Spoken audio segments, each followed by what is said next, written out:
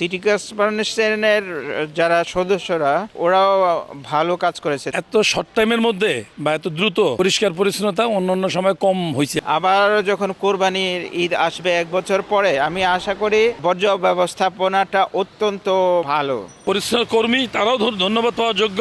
আমি আসলে অত্যন্ত স্যাটিসফাইড আজকে ঈদের পরের দিন।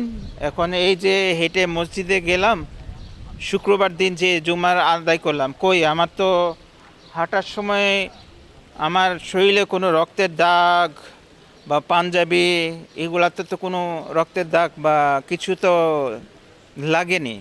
তার মানে তারা অত্যন্ত কাজ করেছে যারা সিটি কর্পোরেশনে আছে আর কি।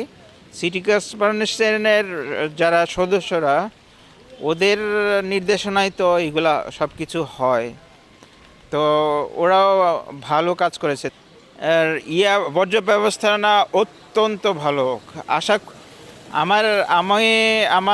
আমি আশা করি যে ভবিষ্যতে আবার যখন কোরবানির ঈদ আসবে 1 বছর পরে, আমি আশা করি শুধু উত্তরার বর্জ্য ব্যবস্থাপনা না, উত্তরার বাইরেও যে সমস্ত প্রত্যন্ত অঞ্চলে যে সমস্ত এলাকা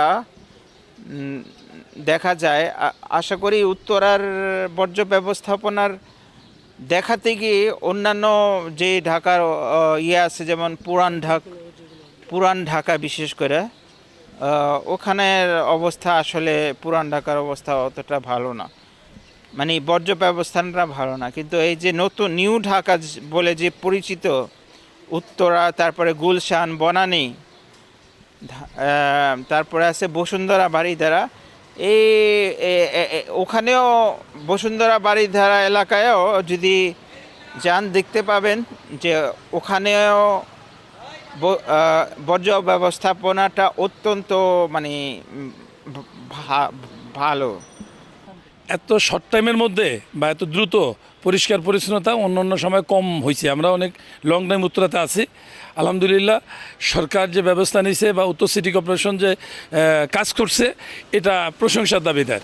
এই জন্য যেহেতু গন্ধ নাই, ময়লার কোনো গন্ধ নাই, আদার্স কোনো ময়লা কোথাও পড়ে নাই, পরিষ্কার পরিচ্ছন্নতা আছে।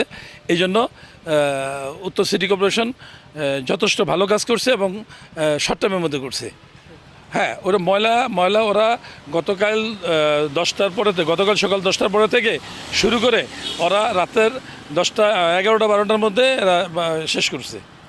পরিচ্ছন্ন কর্মী তারাও ধন্যবাদ পাওয়ার যোগ্য এবং কর্মকর্তা, কর্মচারী এবং পরিচ্ছন্নতা কর্মী সবাই ধন্যবাদ পাওয়ার যোগ্য যে এত শর্ট টাইমের মধ্যে পরিষ্কার পরিচ্ছন্নতা কমপ্লিট করে দিয়েছে আমাদের জন্য।